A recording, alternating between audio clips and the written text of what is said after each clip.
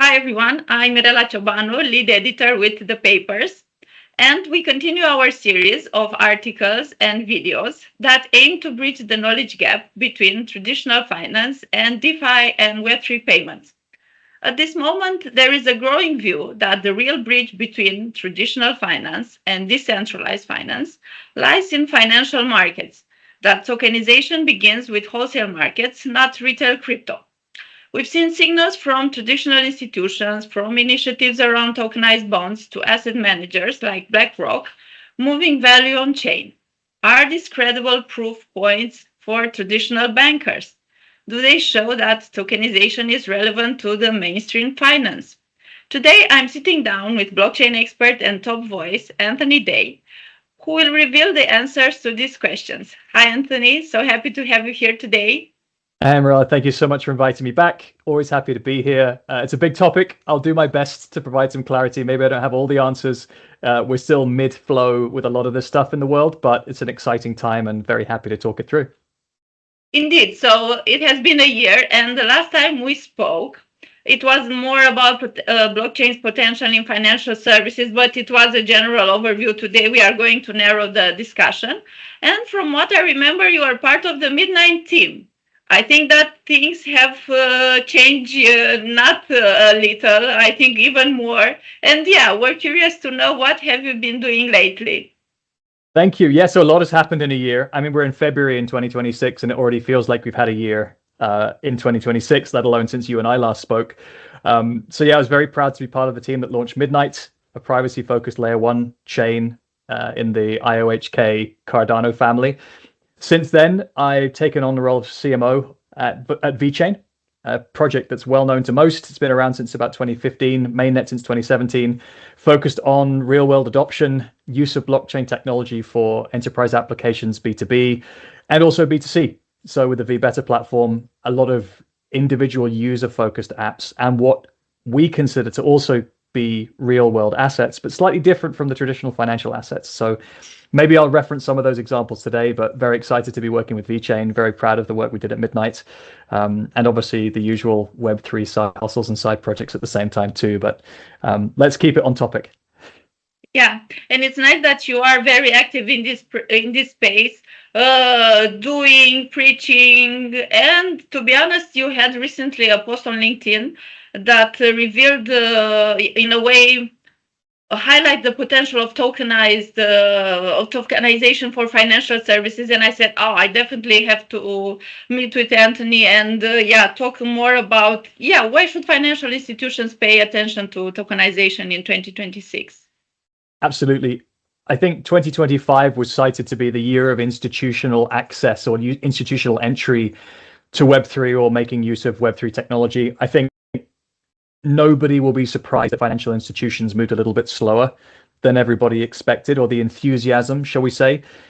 I think now 2026, with greater clarity on digital asset regulation in the US, we're still not all the way there, but certainly that's a big driver of some of the largest banks in the world to start participating and using tokenization and blockchain technology on a more regular basis.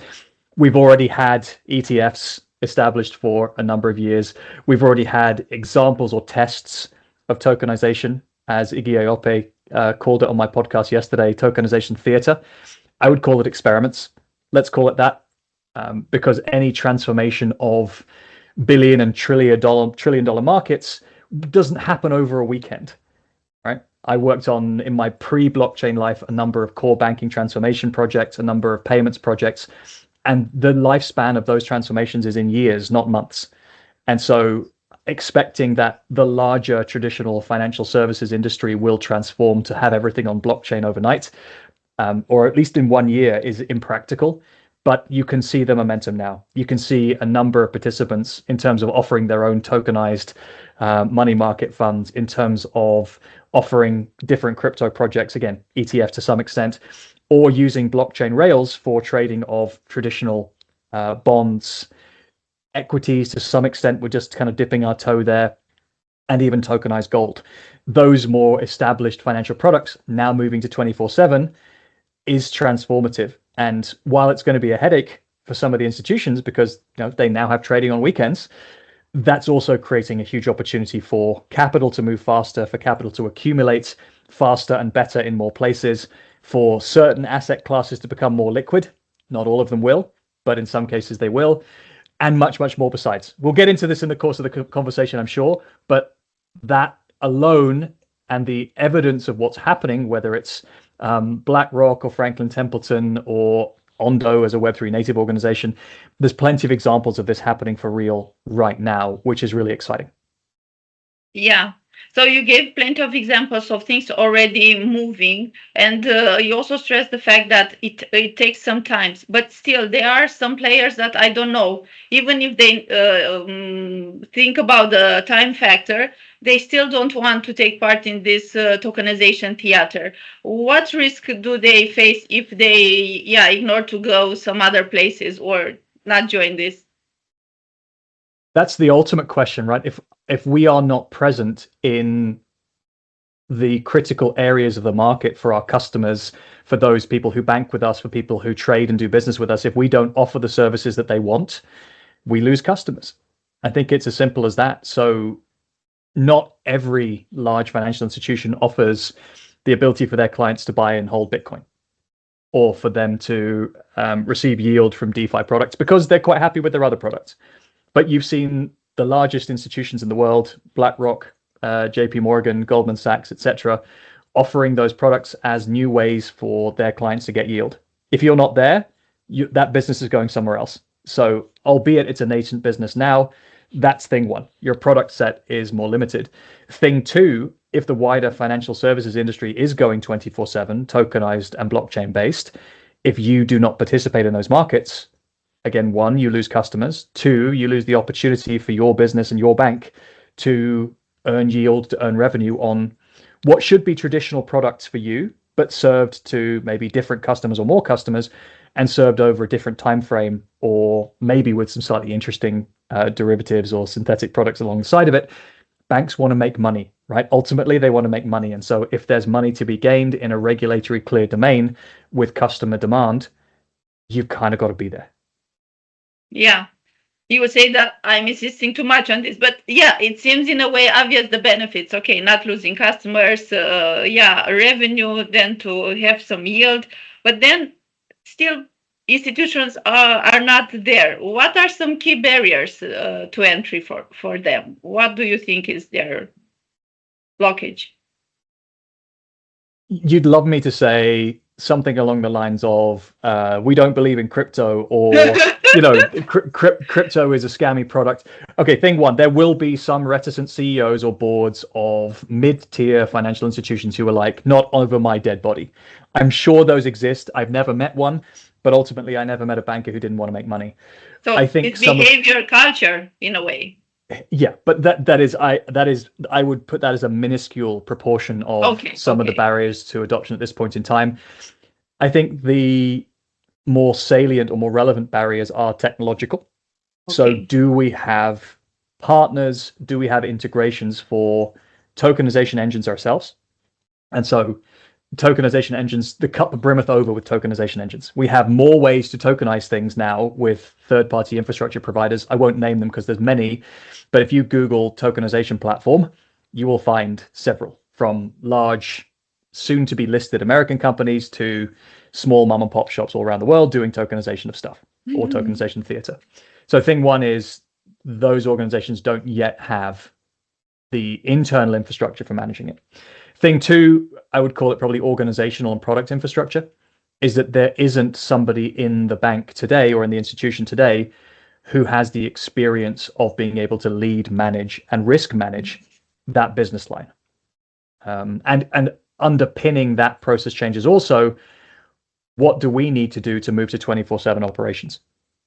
So how does the bank manage its approvals, its custody management, its multi-sigs, its hedging strategies?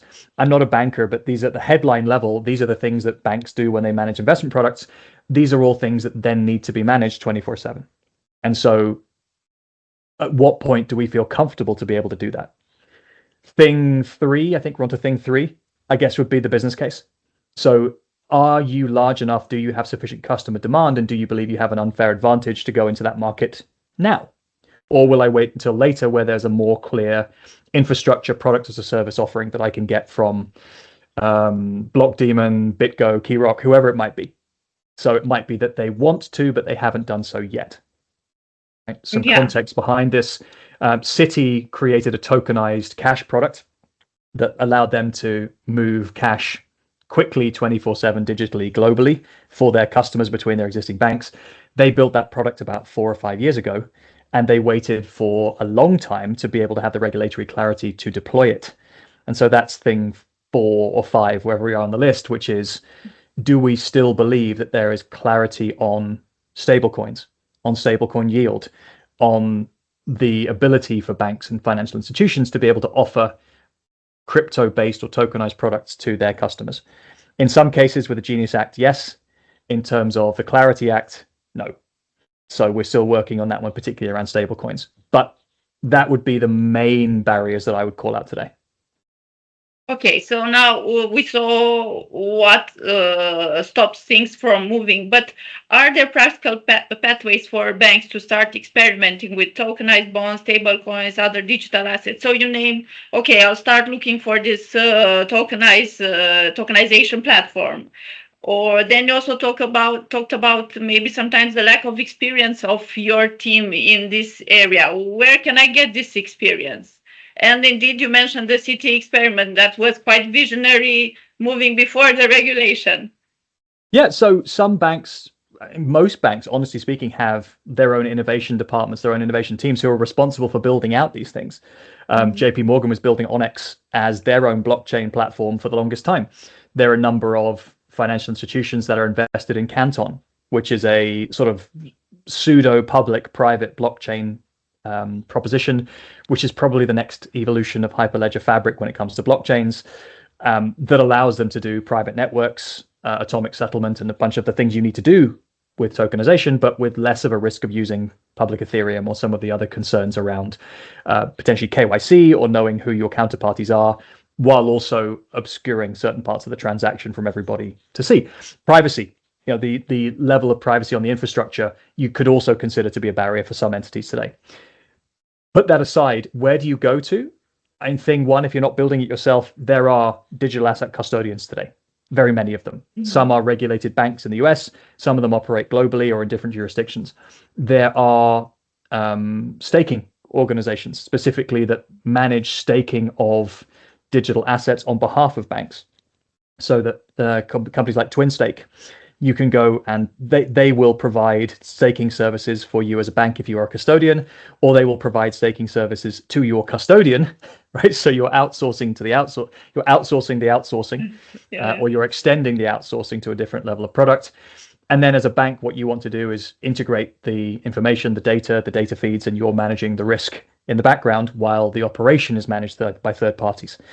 The answer at this stage in the game is now you don't have to in-source all of those products, all of that capability yourself, if you don't want to. Others are building it up for themselves. Others may want to do that. And I think you get to a place in the long run where large institutions have multiple custodians, they have multiple third-party staking providers, they may have multiple tokenization engine providers, because it's important for banks to diversify their risk. And I think the infrastructure side of tokenization of Web3 is mature enough now that you have a number of high-quality options. It's really just a case of the final parts of the issues and blockers we talked about before, pairing then up with product distribution, risk management, regulatory clarity, and then the ability to, whether you want to create your own tokenized money market fund, and then be able to distribute that through the appropriate channels.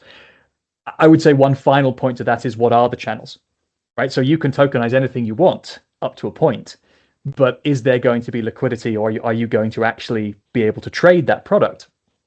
That's about getting your product to the right venues. In some cases, in Web3, those are DEXs, decentralized exchanges.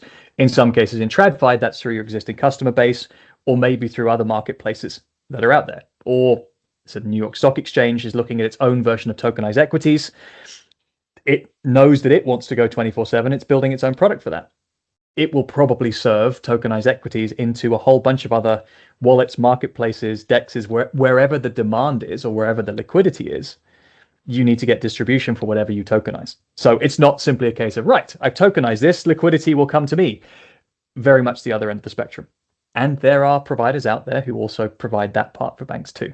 So yeah, it's not simple, but when you break it down into those 5 issues and the 5 next steps and the outsourcing model, actually it's less complicated, and it's a shorter path to deployment than a lot of people think.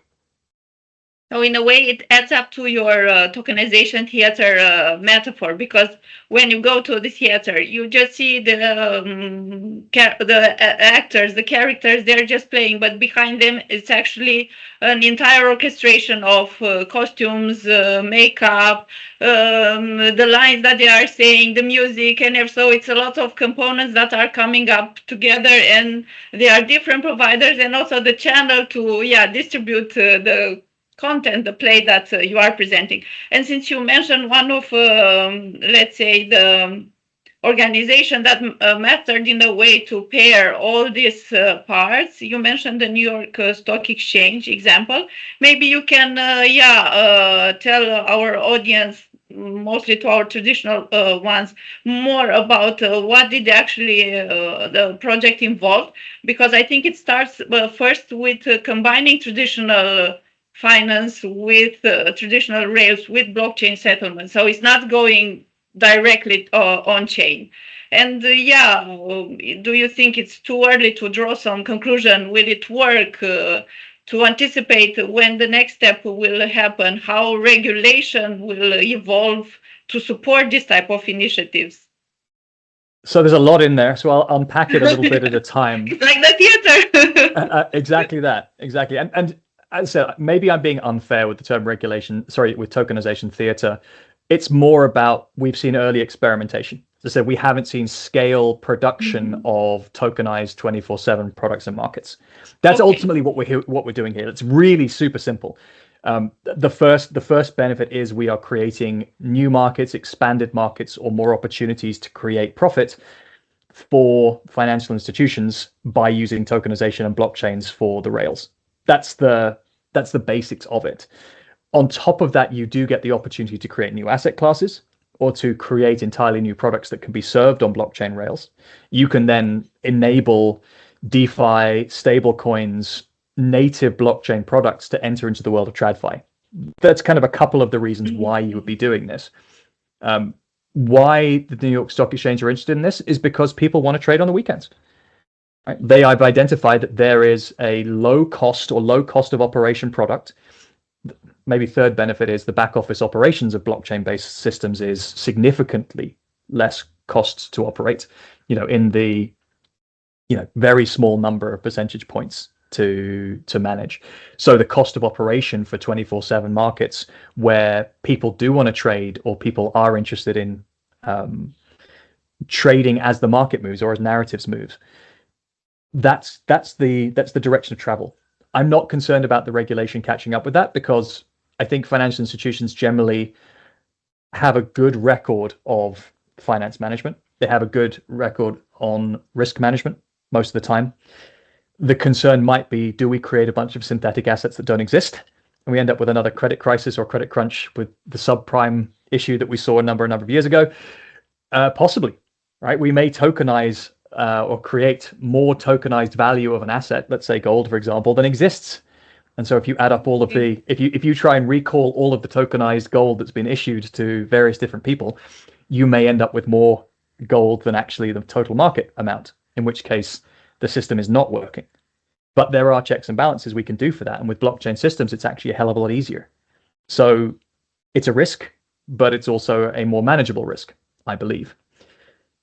So full disclosure, the NYSE isn't live with tokenized equities, but what we're saying is we want to make available 24/7 markets for things people want to trade, whether that's gold, whether that's silver, whether that's equities, stocks. We're going to have some complexity around managing dividends for tokenized stocks up to a point, and how that experience is managed, and then also everything else that sits within crypto and digital assets today. That's the why. The how is really about the tokenization engine, the risk management engines, being able to match the exact stock to the exact token. And then is there more that we do with the tokens or the programmability of the tokens, which comes a little bit more down to the technical side. For the sake of this discussion, we probably don't need to go into depth around what that means in terms of how settlement is managed or how identity is managed or how maybe we can manage or create privacy in and around how that works. Because if everybody's stock, token, and commodity trades are transparent with everyone's wallet addresses being doxed, that's not a great version of a market for individuals. But firstly, right, it's our rights to privacy. We shouldn't have our financial matters and our investments made visible to everybody in the world. But also financial markets work well by having multiple sides. And if everything's transparent all the time, it's very hard to run a market. And so these are some other minor nuances under the surface of why it hasn't happened yet. But as I said earlier, the infrastructure is there for us to be able to do it. Yeah, since you mentioned, actually, isn't in a way investing based a bit on this lack of transparency? Yeah, I mean, in a way of, you taking more risks, anticipating, not knowing exactly what the other one is doing, right? I mean, with this blockchain and full transparency and having everybody know the rules of the game, it might not create the opportunities for arbitrage, or what do you think? Yes, if we create systems that are too easy to discover through block explorers, I mean, firstly, that creates an unfair advantage for the people who know how to do that. So again, that creates some lopsidedness in the market as well. But broadly speaking, if you're a financial institution, if you're a trader, this is not as attractive to you. So there is a lot of calls for how do we manage privacy. There are some blockchains that do that by creating private networks, which is not really how public blockchains typically work. There are some privacy-specific protocols, I used to work for one, that are working their way towards financial services grade scale. There are some regulatory challenges with technology like multi-party computation or zero-knowledge proofs because regulators aren't as familiar with the way that privacy is delivered and the selective disclosure behind it. That's going to take some time and familiarity, so we're probably not there in 2025 or 2026 yet, but that's the direction of travel. Again, none of these issues are insurmountable. This is just the things we're working through, and maybe the markets are a little bit more transparent than we'd like at the beginning, but eventually it shakes out. Yeah, you mentioned a few times this idea of settlement liquidity and also a bit of stable coins and the programmability. And when I say programmability, I'm thinking a bit about data, AI, and what is a discussion without adding the two buzzwords, stable coins and AI? So first, let's start with the first one, with stable coins. So within this whole ecosystem, what role do you see stable coins play? Only the rail that moves things, or do they have like a real economic value? So you've seen, well, I mean, the answer is yes, yes, and yes. The third one is they have a role because they are the whatever equivalent currency denomination that the rest of the world will balance its business in. So deals, forward contracts, foreign exchange will be managed in national currencies for at least the foreseeable future. Whether it becomes Bitcoin or something else in the long term, who knows? But for the foreseeable future, businesses will denominate in national currencies. So there's a value in knowing what your tokenized value is in an amount. Thing two, stablecoins are financial products now. So you have yield-bearing stablecoins. The regulation around that is challenging, but the fact that you can have, like Franklin Templeton's Benji, VeChain are a user customer of the Benji token and the Benji product from Franklin Templeton. That is a money market type product where you earn yield for as long as you hold that token. So you're not going to earn billions and billions and tens or twenties of percentages, but for the time that you hold that or the time that it's moved to your wallet, you can earn yield. So that's super exciting as a product. So stable coins can have value while also being denominated in a currency that people want to do business in. So there's that. The very term stable coin, the ability to get out of volatile digital assets and into a digital asset that is only as volatile as the currency it's pegged to, that's still not always stable, right? But broadly speaking, the digital dollar is probably a better term, or digital euro or digital dirham, whatever it might be. Those are useful to help facilitate trade. Absolutely. Oh, since you mentioned about yield, What do you think about the Chinese CBDC? It's a bit off Um, topic, but I only if would. you would like to. So the digital yuan is yield bearing. It is a national Yeah, currency that is yield bearing, which I think is what people and businesses will want. So from a product perspective purely, I'm going to stay out of the politics, but from a yeah, yeah, product perspective purely, that is attractive and people will want that. And I want to believe that ultimately that's where stablecoins end up. Is that these are an opportunity for people to gain yield. They're an opportunity for financial institutions to get deposits. And so as a result, this is a new model for deposits and capital accumulation, which is cool. From a political perspective, is the how the CBDC in China programmed? Is it ethical? Is it scalable? Is it global? Don't know. I have not spent enough time to consider myself an expert there. With any government issued stablecoin or government issued central bank digital currency, you've got to make sure you understand what are the programmability aspects of it. yeah, Is that good for business? Is that good for humans? Is that able to be affected by political influence? Let's yeah, not go there today. Broadly speaking, though, yeah, stable yeah. coins, critical infrastructure. And the good news is we have very many large established players, and there will be more. Yeah, especially with you that you are such an advocate of privacy enhancing technologies. Yeah, I am talking about CBDCs. No, but it was just yeah, because you mentioned about it was just the stablecoin yield bearing idea. It's or the digital currency yield bearing idea. It's just only that. Yeah. And Yeah, there's no shame in calling this out, right? With any technology you use, you've got to make sure that what you're building is fit for purpose, is yeah, attractive yeah, to the customer, is scalable, and is regulatorily covered. These yeah, are yeah. important things. Let's not make this about good versus evil. This is really just about product market fit, ultimately, at the end of the day. Yeah. And now returning to the other buzzword, the AI, the agentic AI. Yeah, how do you see it play it in this whole scenario? And returning also to tokenization now.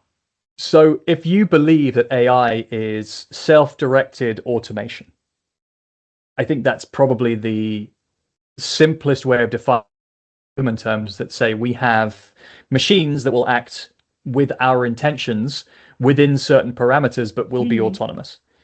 And what does that mean? We'll see agents or AIs managing a whole bunch of our stuff. Right, today we have AI chatbots, the chat GPTs that we're used to engaging with. Typically, we ask them a question, they return some really good answers. They're really good at automating web search and data reconciliation, and say, or recommendation engines that say, Mhm. I'm really interested in building a business. Tell me how the cash flow might work in the first year. Tell me what machinery I need to buy, and tell me what are the top 5 risks of running this business. And you could go and do that research yourself. You could outsource it to a consultant. Today, typically, you'll outsource it to an agent, and that's really cool. What we're seeing is agents starting to be pervasive in more aspects of life and business. So where that matters in terms of blockchain, crypto, stablecoins, digital assets, tokenization is around trade. Let's call it investing and trade. Mhm. So you can have agents managing your wallet and managing activity on your behalf. You give it some parameters and you say, this is my risk tolerance, this is what goes on. We already had robo investors with Nutmeg and Yeah, yeah. eToro and a bunch of others Mhm. for the last 10 years or more, probably. And so the concept of having an algorithmic investor navigating existing financial markets products is not new. In this case, it's just happening in WhatsApp and with your own crypto wallet as opposed to with somebody else's business. So, thing one, you get more agency. Thing two, you probably don't get as much in terms of overhead fees and management fees for doing those activities. You take more risk and you have to manage your own taxes or not, depending on how you feel about it, or what your tax regime is wherever you are. So that's the what does that mean? So if you're seeing agents that can make trades at the speed of technology in the cloud, you are then necessitating fast, always on, 24/7 micro payment transactions that probably won't go through banking rails. Certainly not if it's international or agent to agent. The domain in which the agent exists also is an interesting one. So where is your agent domiciled when it is making transactions on your behalf? Interesting area of regulation to some extent. But what that necessitates, and we talked about similar issues when we talked about the Internet of Things or smart cities, we will see machines operating on behalf of humans at the speed of AI in micro amounts or in very large amounts, but they need to happen and settle very quickly, that require trust and not the speed of the banking system. That needs to be done at the speed of the internet. Long version of crypto is really good for solving that payment and value transfer problem.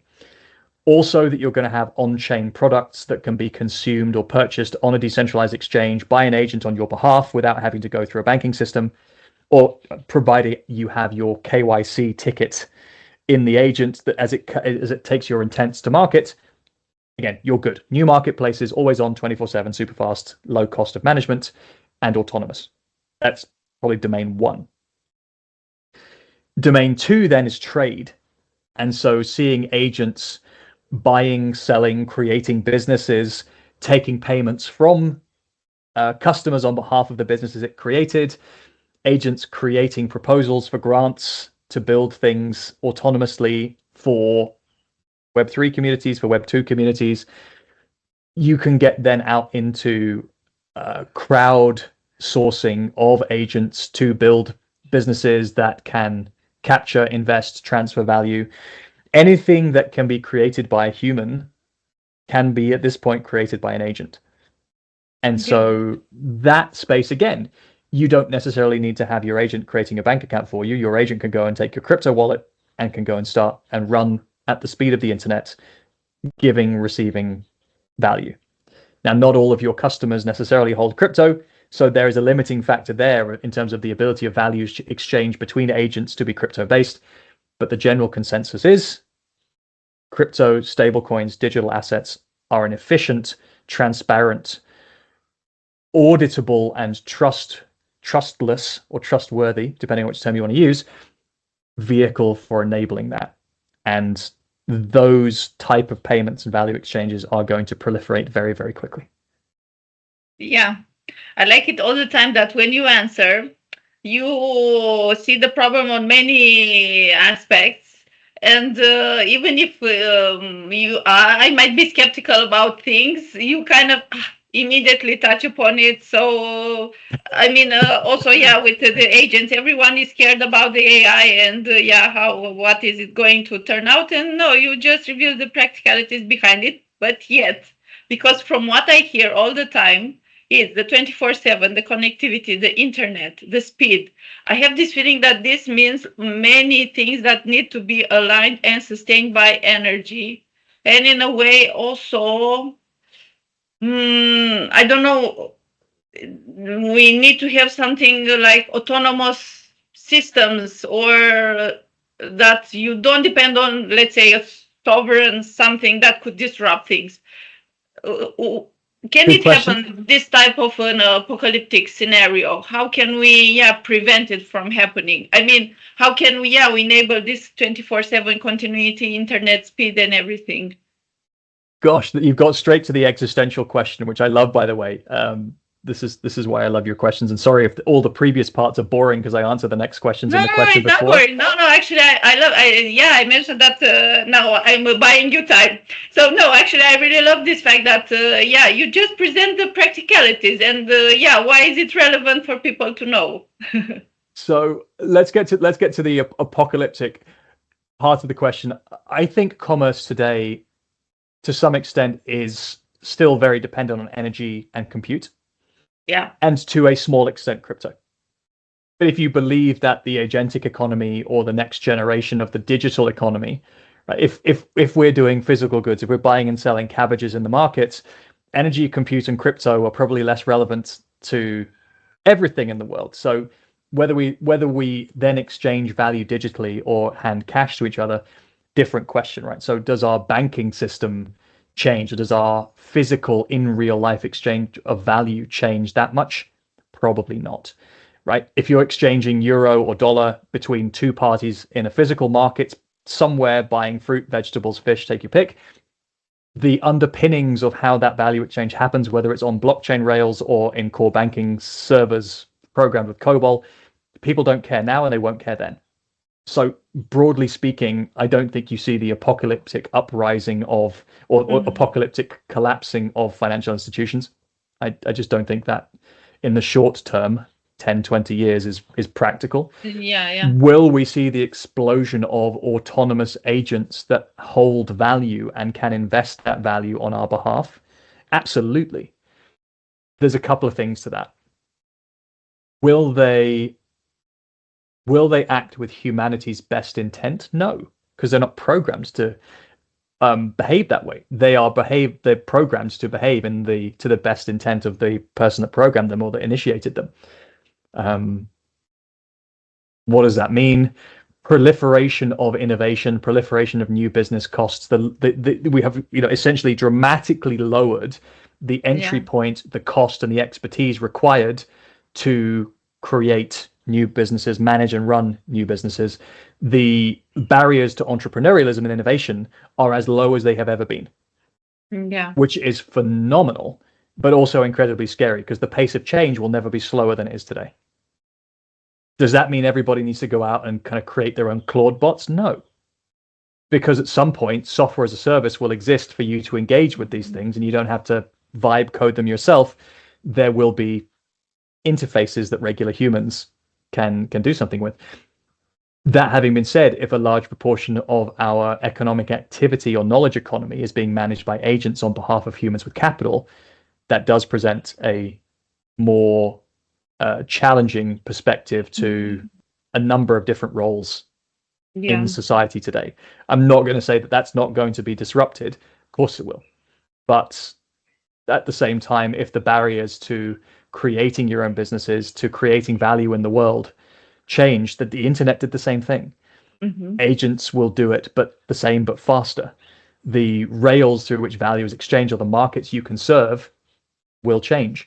To anybody out there being like, oh God, what do I do now? What I would say is focus on what you really love and how can you do it with agents.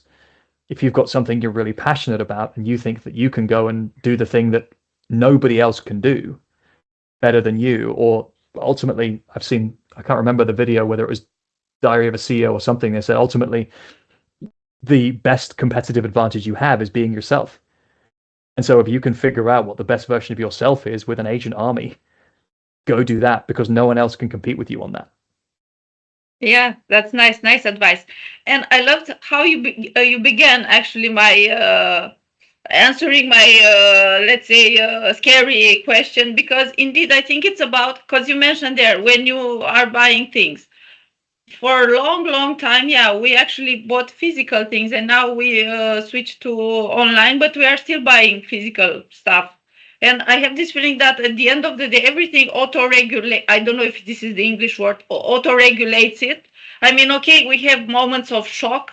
I don't know, maybe we'll have it with energy, or yeah, with disruption, with roles everyone will be playing. But as you mentioned, having also lowering the barriers for other to enter, to explore their energies, their creativity, in a way, these are going to cushion a bit all the impact created by all these new things that are coming. And now, yeah, it would have been nice to end up our interview with your, in a way, philosophical, emotional intelligence advice that in the battle with AI, being you oneself is the best weapon you have. Yeah, we'll have to also get into what usually they call the crystal ball and look, yeah, what trends for the next 12 months. I don't know now, with this estimation, you have to be as low as possible. You go like 1, 2, 3 months. Yeah. So looking toward the end of this year, what trends in tokenization and digital payments should the financial institution monitor closely? So I see a divergence in the way that what we used to call Web3, maybe we still call it Web3, but Web3, the domain of blockchain technology and its applications, sort of spreads out for at least 2026. Thing one is the tokenization of traditional financial services. So bonds, treasury bills, equities, commodities, being able to take established financial markets and take them on chain. That's a bit of a shorthand that I don't love, but to be able to enable atomic settlement 24/7 financial markets, That's the direction of travel. The financial services industry is bought into this being the direction, and it's going there already. That train has left the station long ago, and we believe that there's a final hurdle in terms of US regulation and clarity to get past that. I think that bill gets passed eventually. Whether it's this year or not doesn't matter. The train has left the station, and financial institutions are building the technology for this future. So that's one part of it. I think the second strand to Web3 is, well, what does that mean for everybody else? So the Bitcoin remains a thing and will continue to for the rest of time, but I would call that an asset, a tokenized asset that already exists. Then you look at the remaining smart contract chains. Not everybody is focused on financial services infrastructure. So if you are a layer 1 or layer 2 blockchain, it's about utility. It's about building applications that have a business case and a revenue model, because not everybody's blockchain is going to be used by BlackRock, JP Morgan, et cetera, et cetera. That's just not going to be the case. There's probably going to be a small number of established and mature chains that will get kind of brought into that, and there'll be some tokenization theater around the side. That's not going to be the core business model for most in Web3. So like VeChain, our focus from day one has been about B2B and B2C applications. So those things that industry will use every day, and those things that individuals can benefit from every day. For us, that's be better and rewarding people for doing better for themselves, the community, and the planet. And there are applications on vbetter.com that you can download today. If you use a reusable coffee mug instead of single-use plastics and paper, you'll get rewarded with crypto for doing that. And you will create a tokenized proof of your sustainable action that businesses want. Right? We talk to, on a weekly basis, organizations and industrial leaders who want to drive sustainable actions in the world. That's part of their mission, their raison d'etre. The same infrastructure we talked about for financial markets is essential for them to deliver that mission on the industrial side, or on the B2B side, or on the B2C side. So if you are a protocol, these are the sorts of things you need to be doing. Maybe not exactly what VeChain is doing, but if you don't have a revenue model, if you don't have applications that people are building, and your primary business model is around launching meme coins, you got to ask yourself some hard questions. Memes will always exist. People love memes. Trading, prediction markets, these domains of unregulated online gambling will persist because people love to gamble. But I wouldn't count that as the main direction of travel for Web3 in the next 12 months. We need to be maturing as an industry. It is happening on the financial services side. The next major prediction for me is the increasingly loud call to action for utility and real world applications that make use of blockchain outside of financial services. That's where we're headed as VeChain. That's where I'm sure others will need to in the next 12 months. Yeah, great. So again, I love the part that you are so practical about the solutions that you are presenting, and yeah, they make sense to the world that we are experimenting. So yeah, thank you, Anthony, today for today's discussion. As always, you are an energy giver for me and the audience of the Paypers, and we look forward to continue. Hopefully, not to take again 1 year, maybe sooner. Thanks, Mirella. Always enjoy your questions. Always enjoy having the conversations with you.